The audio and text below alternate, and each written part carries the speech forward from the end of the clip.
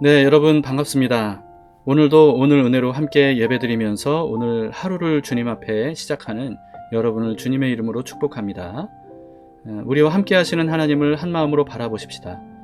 오늘도 오직 주님만 믿고 주님께서 가시는 길을 즐겁게 따라가리라 라고 하는 믿음으로 찬송가 430장 주와 같이 길 가는 것 우리 함께 부르시겠습니다.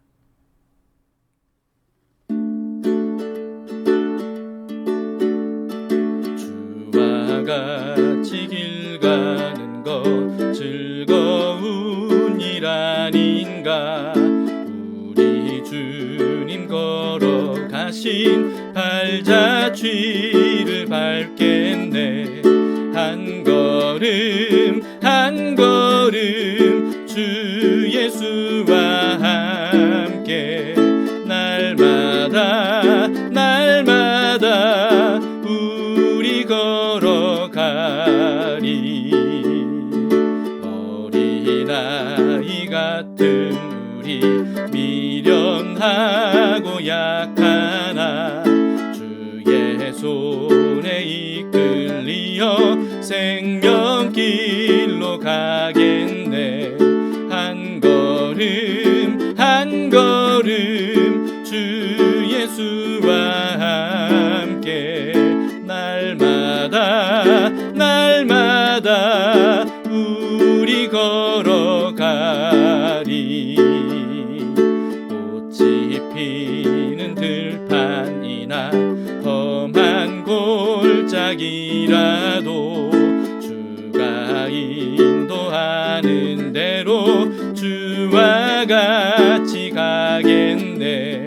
한 걸음 한 걸음 주 예수와 함께 날마다 날마다 우리 걸어가리. 옛 선지자 에녹같이 우리들도 천국에 들려 올라갈 때까지 주와 같이 걷겠네. 한 걸음 한 걸음 주 예수와 함께 날마다 날마다 우리 걸어가리. 한 걸음 한 걸음 주 예수와 함께 날마다 날마다 우리 걸어가리.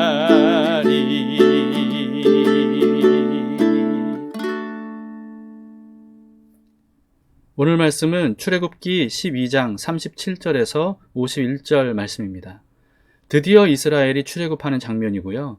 그날을 기념하는 유월절을 지키라고 한 번 더 강조하는 내용입니다.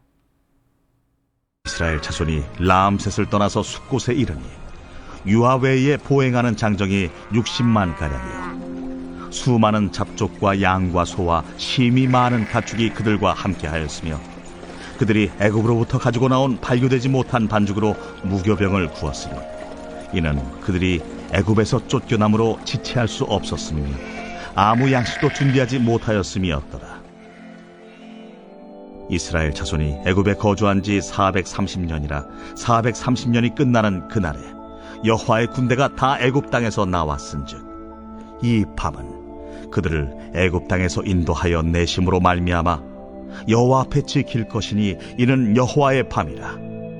이스라엘 자손이 다 대대로 지킬 것이니라. 여호와께서 모세와 아론에게 이르시되 유월절 규례는 이러하니라. 이방 사람은 먹지 못할 것이나 각 사람이 돈으로 산 종은 할례를 받은 후에 먹을 것이며 거류인과 타국 품꾼은 먹지 못하리라. 한 집에서 먹되 그 고기를 조금도 집 밖으로 내지 말고 뼈도 꺾지 말지며 이스라엘 회중이 다 이것을 지킬지니라. 너희와 함께 거류하는 타국인이 여호와의 유월절을 지키고자 하거든 그 모든 남자는 할례를 받은 후에야 가까이 하여 지킬지니 곧 그는 본토인과 같이 될 것이나 할례 받지 못한 자는 먹지 못할 것이니라. 본토인에게나 너희 중에 거류하는 이방인에게 이 법이 동일하니라. 하셨으므로 온 이스라엘 자손이 이와 같이 행하되 여호와께서 모세와 아론에게 명령하신 대로 행하였으며 바로 그날에 여호와께서 이스라엘 자손을 그 무리대로 애굽 땅에서 인도하여 내셨더라. 드디어 이스라엘이 이집트에게서 해방이 됐습니다. 장정만 60만 명인데요.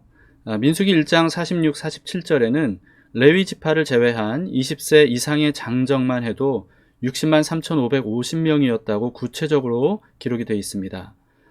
그러므로 레위 지파와 여자들과 아이들까지 모두 합치면 200만 명은 좋게 넘을 만한 엄청난 인원이었던 거죠. 거기에 38절에는 수많은 잡족들도 함께 출애굽했다고 합니다. 잡족이라는 번역이 사실 어감이 별로 좋지 않은데요. 여러 민족의 이방인들을 의미하는 말입니다.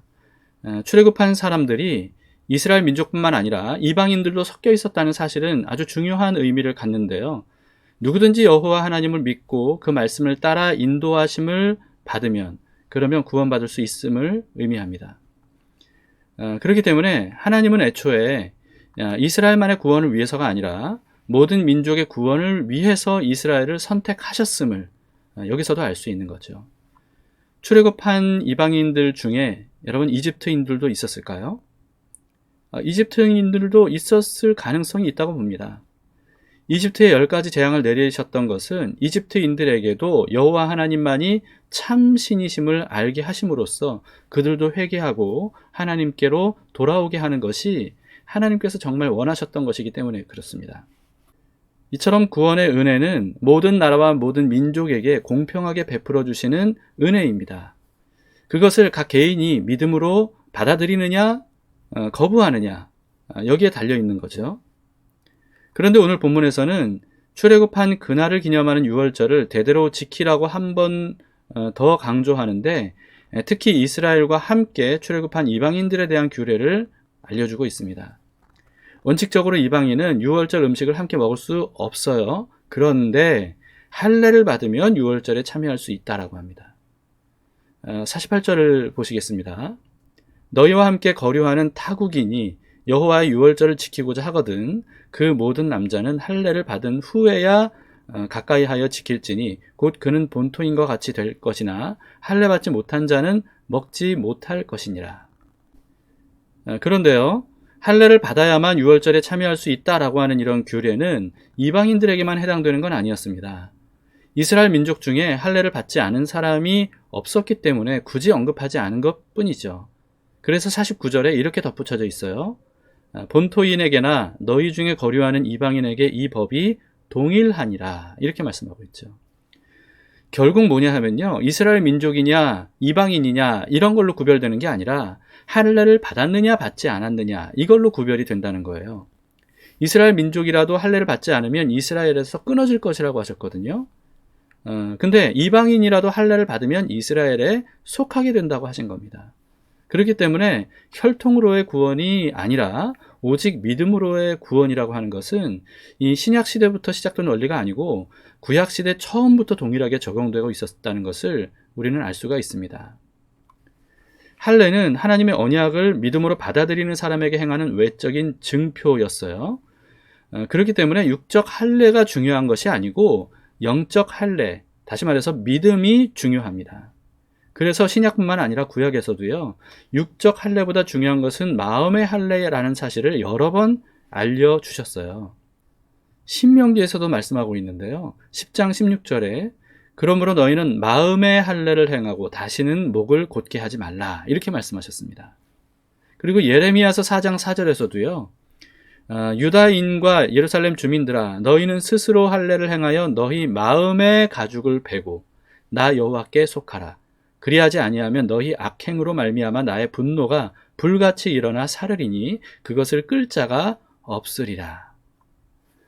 네, 바울이 할례가 아무것도 아니라고 한 것은요, 할례 자체를 부정한 것이 아니고 육체의 할례를 받아야 구원을 받을 수 있다는 유대인들의 주장을 부정한 것이었습니다. 바울은 이렇게 말했어요. 로마서 2장 28절에서 29절인데요. 무릇 표면적 유대인이 유대인이 아니요 표면적 육신의 할례가 할례가 아니니라. 오직 이면적 유대인이 유대인이며 할례는 마음에 할지니 영에 있고 율법 조문에 있지 아니한 것이라. 그 칭찬이 사람에게서가 아니요 다만 하나님에게서니라. 즉 할례 자체를 부정한 것이 아니라 육체적 할례를 통한 구원을 부정한 거죠. 바울의 말을 종합해 보면 육체의 할례는 받지 않아도 되지만 마음의 할례는 반드시 받아야 구원을 받을 수 있다라고 한 것입니다. 여러분, 그렇다면 마음의 할례는 어떤 것일까요? 앞서 할례는 하나님의 언약을 믿음으로 받아들이는 사람에게 행하는 외적인 증표라고 했어요. 그런 의미에서 마음의 할례는요, 하나님의 언약을 믿음으로 받아들이는 것을 의미합니다. 그리고 그 안에는 오직 하나님만이 우리를 구원하실 수 있는 분이기 때문에 자기를 부인하고 오직 하나님께 자신을 맡겨서 말씀과 뜻을 따른다는 의미도 내포가 되어 있어요. 그러므로 이스라엘과 마찬가지로 교회 안에 있다고 해서 우리 모두 다 구원을 받았다고 말할 수는 없습니다.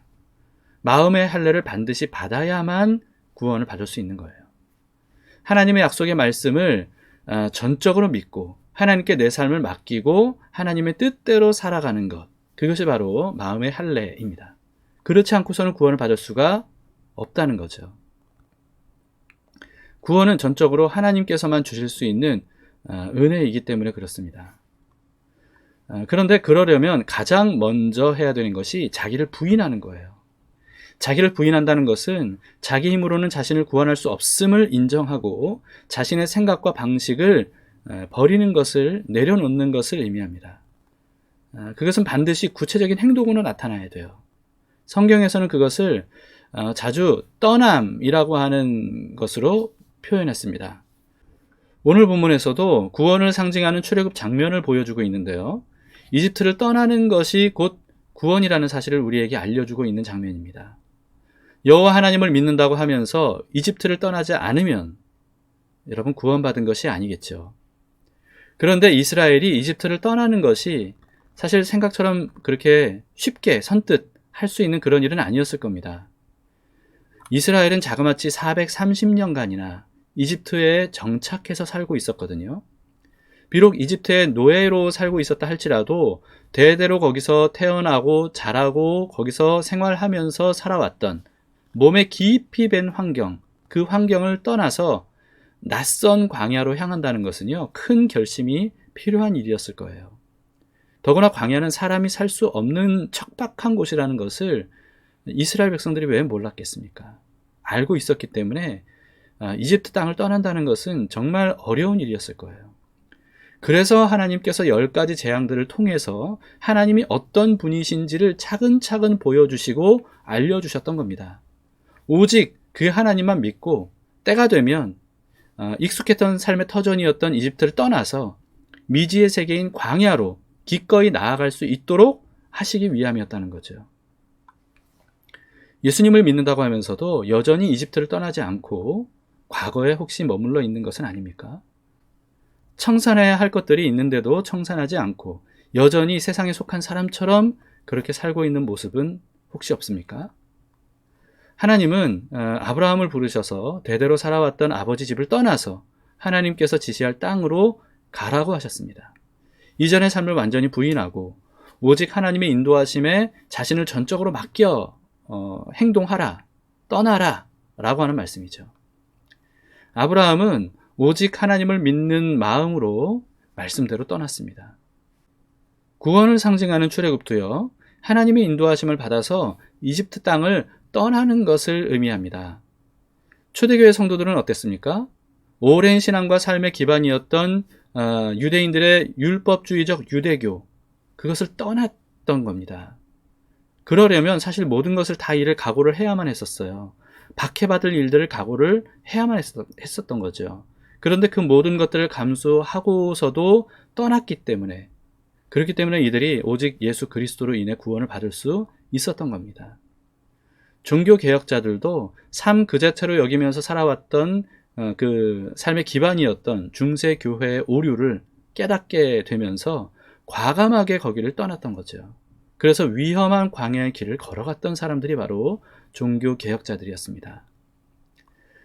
아무리 감수해야 할 것들이 많을지라도 떠나야 할 곳을 떠나는 것, 그리고 버려야 할 것을 버리는 것, 청산해야 될 과거를 청산하는 것, 여러분 이것이 곧 마음의 할례이고요, 믿음의 출발입니다. 출애굽한 이스라엘이 그랬던 것처럼 오직 하나님만 믿고 떠나는 믿음의 결단과 실제적인 행동, 그것이 우리에게도 있기를 바랍니다. 그러면 하나님께서 새로운 길을 열어주시리라 믿습니다. 우리의 모든 것을 내려놓고 오직 하나님만 믿고 따라 나서겠습니다 라고 하는 이런 고백을 담아서 내가 주인 삼은, 우리 함께 진심을 다해 부르도록 합시다.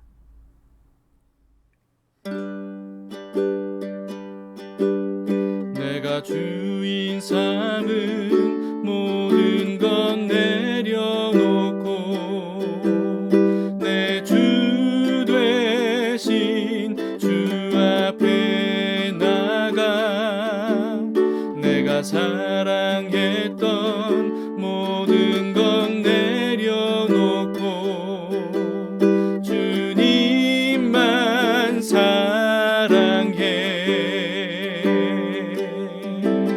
내가 주인 삼은 모든 건 내려놓고 내 주 되신 주 앞에 나가 내가 사랑했던 모든 건 내려놓고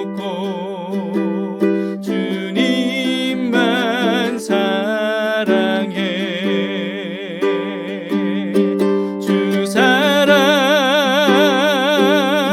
거친 풍랑에도 깊은 바다처럼 나를 잠잠케 해. 주 사랑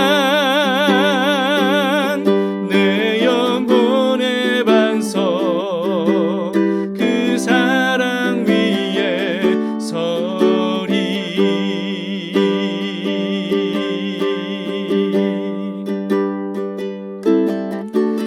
주인 삼은 모든 건 내려놓고 내 주 되신 주 앞에 나가 내가 사랑했던 모든 건 내려놓고 주님만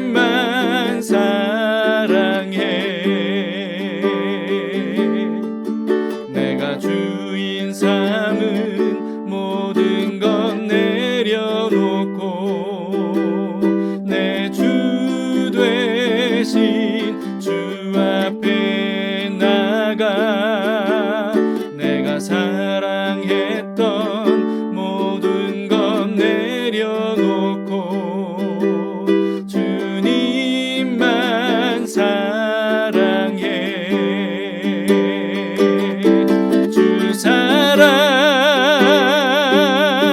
거친 풍랑에도 깊은 바다처럼 나를 잠잠케 해. 주 사랑 내 영혼의 반석, 그 사랑 위에 서리. 사랑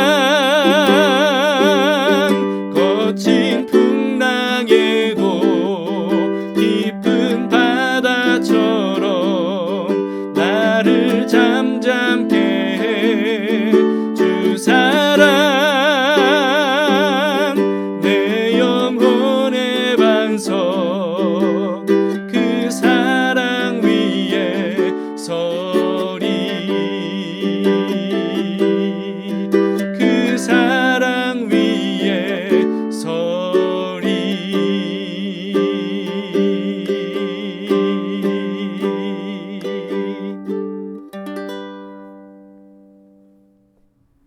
함께 기도하시겠습니다.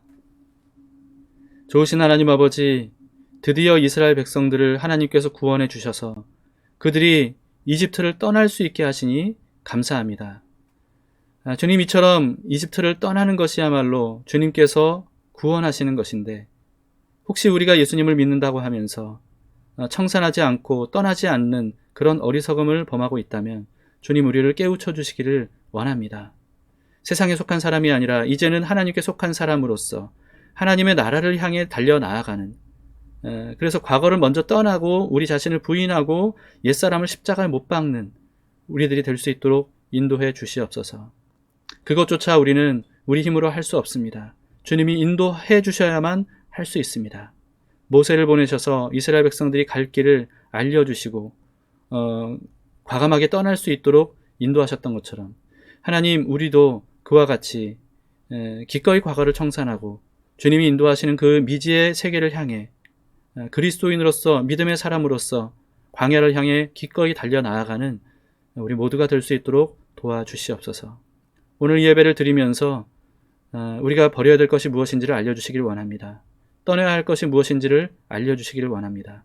포기하고 내려놓아야 할 것, 십자가에 못 박아야 할 것이 무엇인지 알려주시고 과감하게 그것을 함으로써 주님 나라에 한 걸음 한 걸음 성큼성큼 다가가는 저희들의 발걸음이 될 수 있도록 인도해 주시옵소서. 예수님 이름으로 기도드립니다. 아멘. 네, 감사합니다. 자, 두 가지 기도 제목으로 함께 기도합시다. 첫 번째는요, 마음의 할례를 받기 원한다고 기도합시다. 떠나야 할 것을 떠나고 버려야 할 것을 버리고 오직 예수 그리스도께서 십자가로 열어놓으신 좁은 문, 좁은 길을 따라서 살아가도록 인도해 주시기를 간구하도록 합시다. 두 번째는요, 코로나19 기간 동안에 교회를 지켜주시고 또 흩어져 있는 성도들을 그리스도 안에서 성령님으로 인해서 하나 되게 하시고 또 흩어진 그 자리자리에서 예수 그리스도의 빛을 비추는 그런 삶을 살아갈 수 있도록 인도해 달라고 함께 다 같이 기도하도록 합시다. 자, 하나님께서 오늘도 우리의 삶을 인도해 가고 계십니다. 여러분, 인도를 받으려면 어딘가를 떠나야 되겠죠. 미련 없이 버려야 될 것들이 있겠죠. 오늘 하루도 그렇게 과감하게 주님의 인도하심을 따라 한 걸음씩 나서시는 그런 삶이 되기를 축복합니다.